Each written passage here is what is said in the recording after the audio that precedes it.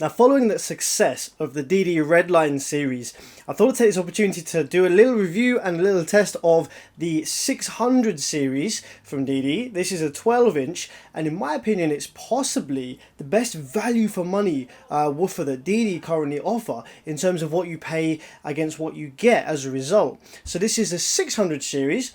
It sort of sits about midway. It's a slightly higher rated woofer. You've got the 200, the 500, then the 600, and the 700 series is quite a big step up, and in the 800 series is a fully blown SPL capable competition woofer. It's quite expensive. This is your really good value daily boomer woofer. So this will take, is rated for 600 watts RMS. I would have no problem whacking a bit more through that, knowing DD's track record for power ratings. It is a very solid build. It's a Redline woofer, so it's obviously assembled in China as the rest of them. However, like I said in my video with the 712, this doesn't feel like a China woofer in the least. It is incredibly high quality, better quality in fact than some other woofers made elsewhere that I've come in contact with. It has got stand basket, you've got non-pressed cone here, which is very stiff. There is a brand very popular at the moment, which I won't mention on video, that are very cheap, and some people are running. It gets mixed reviews, but the cone is so soft, it's like a paper cardboard. You can literally push the cone and completely deform it with your finger. This is completely different, however. Even though this is in a nice budget price range, the cone is absolutely solid. I can't deform that with my finger at all, which is perfect. Meaning this will stay very accurate, play very musical, and drop high and low frequencies without any problems whatsoever.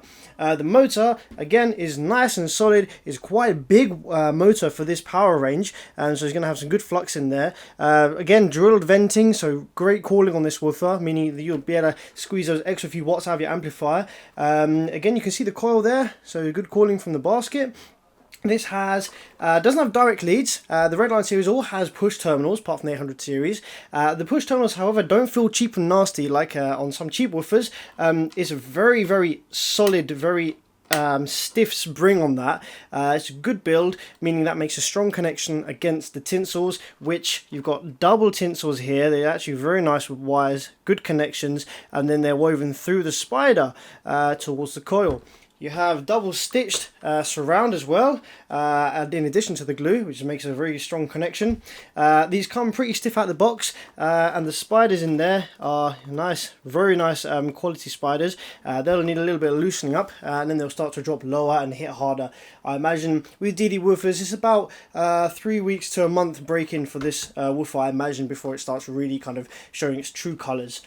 So what we're going to do now is, as this is brand new, I'm just going to run it a little bit gently off the Technics, which is about 300 watts RMS home amplifier, and we're just going to show some excursion and how clean this woofer moves. Who doesn't like a bit of woofer moving?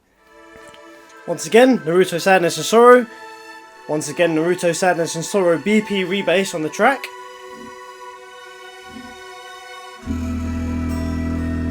Cool. That is some very strong movement. It's incredibly accurate, and it really does shake the whole woofer here.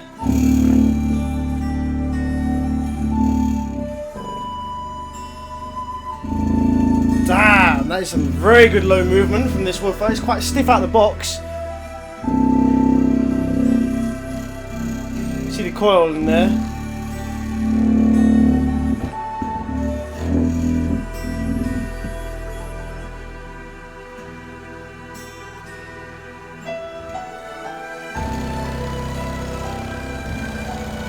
So there we go, DD 612 on the Redline series, a fantastic value for money option. It takes a good amount of power, it drops low, it plays accurate, it's a fantastic build quality. This is your go-to woofer when you're looking not to break the bank, but you really want to impress, give good demos, and yeah, listen to some serious bass in your daily driver.